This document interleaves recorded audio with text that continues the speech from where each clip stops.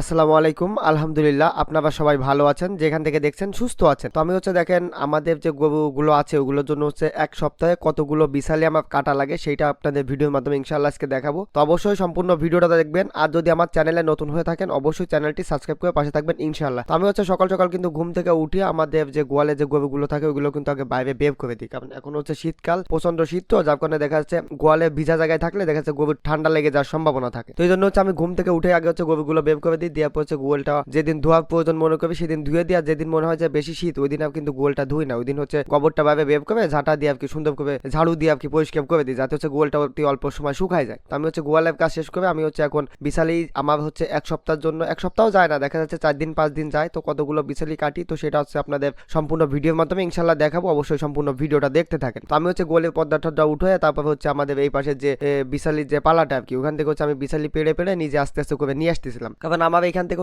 আমাদের যে খড় কাটার যে ঘোয়াব বিশালি কাটি আমরা যেখানে রাখি গোয়ালে বারান্দার সাথেই আমাদের জায়গাটা, তো আমি ওইখানে এনে এনে আগে রাখতেছি। তারপর আমাদের যে চপার মেশিন এইটা দিয়ে আমি বিশালিগুলো সম্পূর্ণভাবে কাটবো ইনশাআল্লাহ। তো কারেন্ট চলে গেছিল, কারেন্টের জন্য আমি একটু মাঝে ওয়েট করতেছিলাম, কারণ কারেন্ট না থাকলেও তো এই মেশিনগুলো চালানো সম্ভব হয়ে ওঠে না। ঠিক আছে, তো আমি মেশিনটা সর্বপ্রথম বিশালি আনার পরে আগে দেখতেছিলাম যে ধার ঠিক মতো আছে কিনা, কারণ এই মেশিনে যদি আপনি ব্যবহার করতে যান যদি ধার ঠিক মতো না থাকে তাহলে কিন্তু আপনার বিশালি যেগুলো কাটবেন সেগুলো কাটা ঠিকঠাক মতো হবে না। দেখা যাচ্ছে বিশালি ছোট বড় বা আপনার ভিতর থেকে অনেক ময়লা আবর্জনা বের হবে, ছোট ছোট বিছালি লম্বা লম্বা হয়ে বের হবে, তা আপনার গরুতে খেতে চাইবে না, এরকম অনেক সমস্যা হয় যদি আপনি সঠিক মতো ধাপ দিয়ে বিছালিগুলো না কাটেন। আর সেক্ষেত্রে দেখা যাচ্ছে আপনার মোটরের উপর কিন্তু অনেক বেশি একটা প্রেশার চলে আসে, কারণ ধারালো জিনিস দিয়ে যে কোনো জিনিস কাটতে কিন্তু সহজ হয়, সেটা আমি কাটি আর আপনার যান্ত্রিক পদ্ধতির মাধ্যমেই কাটি। ঠিক আছে, তো আমি ভালোভাবে ধার দিলাম, আমাদের এটা এই অঞ্চলে এটাকে ফাইলই বলে, তো এটা দিয়েও ধার দিই, মাঝে মাঝে গ্রাইন্ডিং মেশিন যেটা ওইটা দিয়েও ধার দিই, ওইটা দিয়ে দেখা যাচ্ছে একদিন ধার দিলে আর যদি 10-15 দিন পরে দিলে হয়ে যায়। আর ফাইল যেটা এটা দিয়ে দেখা যাচ্ছে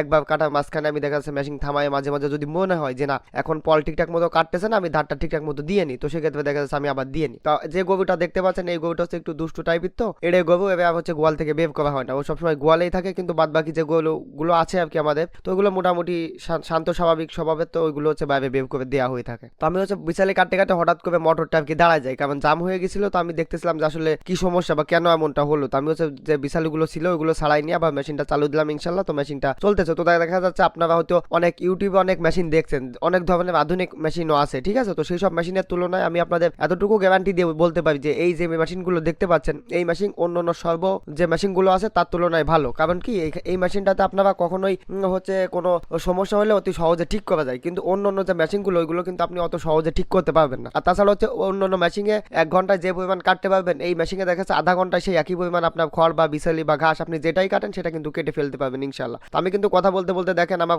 কাজ যেগুলো ছিল যে বিছালিগুলো নিয়ে আসছিলাম সম্পূর্ণগুলো কিন্তু আমি কেটে ফেলছি। তো আমি ভিডিওতে আপনাদের দেখাচ্ছি, দেখেন সামনে আসলে কতগুলো বিছালি আমি এখানে কাটছি। হয়তো আপনাদের ভিডিওতে দেখে অল্প কিছু মনে হচ্ছে, কিন্তু আমি অনেকগুলো বিছালি কথা ফাঁকে ফাঁকে কিন্তু কেটে ফেলছি, বেশি সময় লাগে না আমার। দেখা যাচ্ছে ভিডিও কেটে সেটে দিছি, তারপর আমার প্রায় 9 মিনিটের মতো লাগছে এই বিছালিগুলো কাটতে, সম্পূর্ণ টোটাল 9 মিনিটের ভিতরেই কিন্তু আমার ভিডিও বিছালিগুলো কাটা কমপ্লিট হয়ে গেছে। যাই হোক আলহামদুলিল্লাহ। তো আজকের ভিডিও পর্যন্ত, যদি ভিডিওটা ভালো লাগে আপনারা অবশ্যই আমার চ্যানেলটি সাবস্ক্রাইব করে পাশে থাকবেন। আসসালামু আলাইকুম ওয়া রাহমাতুল্লাহি ওয়া বারাকাতুহু।